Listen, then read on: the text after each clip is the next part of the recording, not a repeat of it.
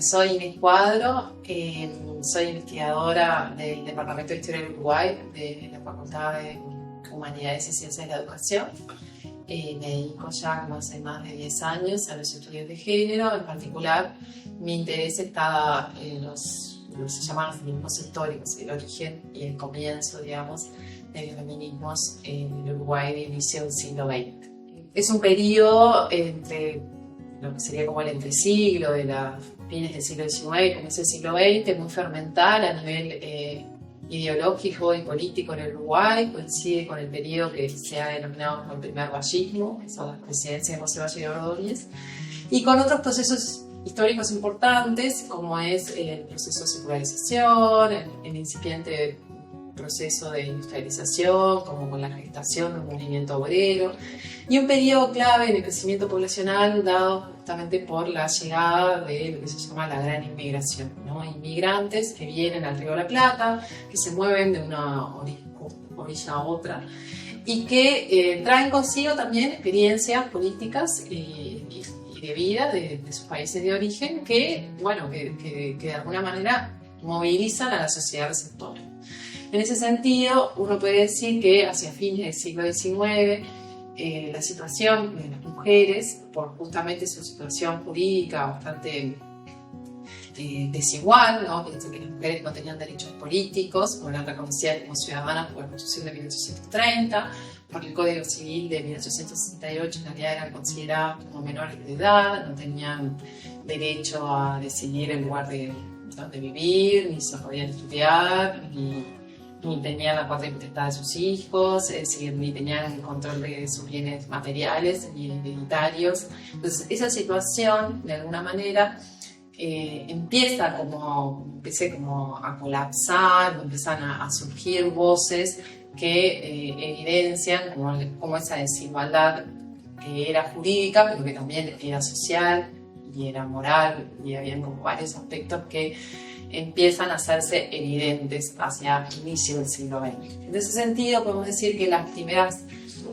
mujeres que empiezan de alguna manera incluso a definirse como feministas, ¿no? En muchos casos están asociadas a estos procesos, ¿no? Por ejemplo, al tema a las primeras mujeres que empiezan a incursionar en el mundo universitario, ¿no? ¿Por qué? Porque en realidad viven en carne propia las propias desigualdades del sistema, sienten que están leyendo una formación, un poder, una capacidad intelectual igual a los varones, pero en términos de derechos quedan excluidas. También las mujeres trabajadoras, porque ya el tema de quién mantiene la casa, quién lleva el pan, no es solamente el hombre el proveedor, sino que también ellas son las que tienen que salir a buscar ese sustento. Y en realidad en el mundo laboral también encuentran que no hay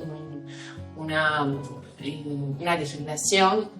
que de alguna manera contemple sus propias condiciones un poco de sexo, ¿no? Es decir, no hay mujeres que quedan embarazadas y pierden su trabajo porque faltan el día del parto, que no tienen derecho a la licencia maternal, es decir, cuestiones que actualmente pueden ser de uso y ni siquiera nos dimensionamos que es un derecho conquistado. Bueno, en esta época hubo que conquistarlo, y hubo que conquistarlo justamente a partir de estas mujeres que empiezan a tomar conciencia en carne propia de estas desigualdades del sistema. Hacia la segunda década, sobre todo hacia la década del 20, el énfasis mayor, tanto el Consejo Nacional de Mujeres, que se crea en 1916, como después en 1919, cuando se crea la Alianza pro Derechos de las Mujeres, que después se llama la Alianza de Mujeres Uruguayas, en realidad son organismos que buscan de alguna manera poner como en primer lugar el reclamo de la igualdad de los derechos políticos, es decir, que las mujeres puedan votar.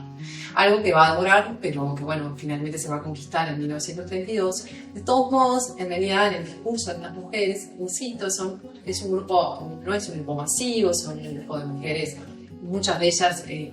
maestras, primeras universitarias, es decir, que vienen de alguna manera también teniendo una presencia importante en el espacio público. Son mujeres que